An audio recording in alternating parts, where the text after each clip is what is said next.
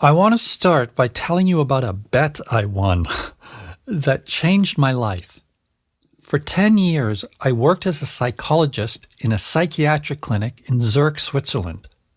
One of the things all the docs there were required to do was to attend lectures given by academic psychiatrists from Zurich, the US, England, and other places.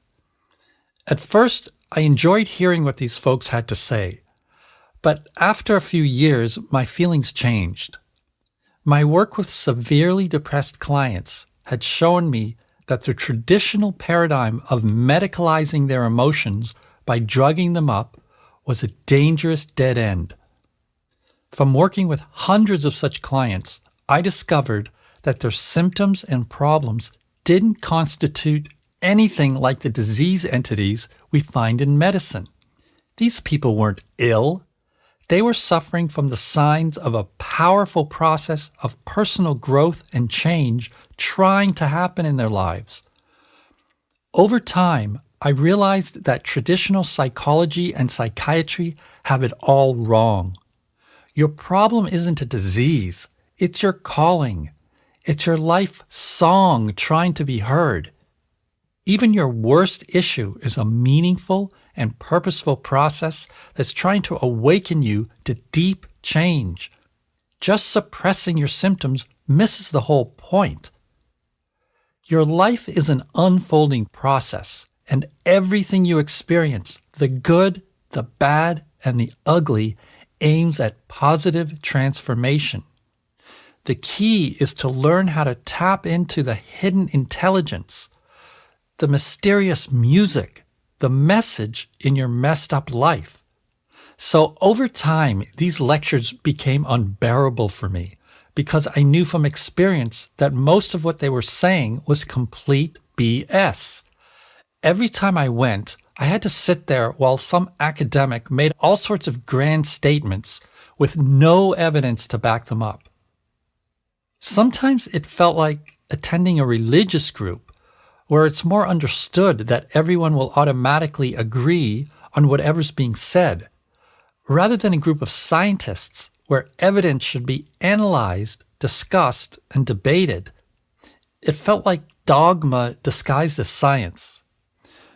I started purposely sitting in the back row and slithering out the second the talks were over. But one night, which happened to be the night of the clinical director's lecture, I got there late because my band rehearsal went overtime. I felt like the bad boy rocker rebel I thought I'd shed to some degree.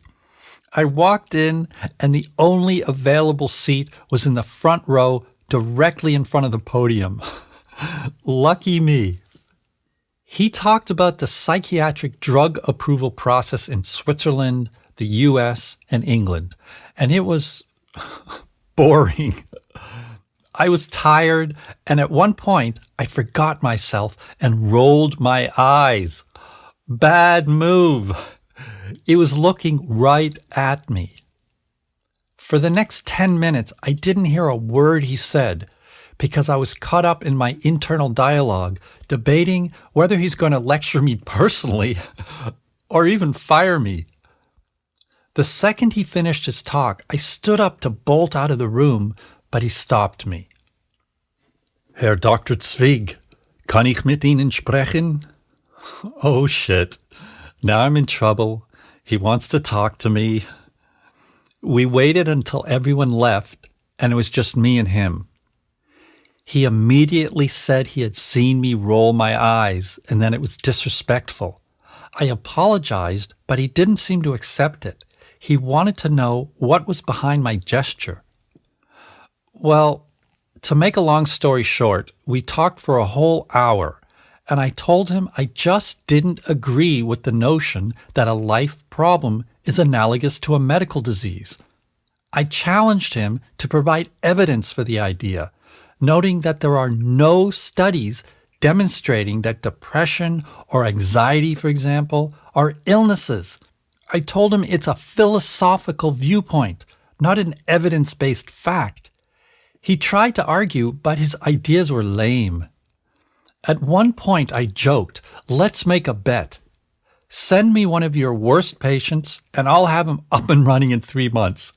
He smiled and said the Swiss-German equivalent of, "You're on, buddy." He said, if I can help his patient, he'll give me the podium to lecture to the whole hospital. But if I can't help, I have to be his research assistant for a month with no pay.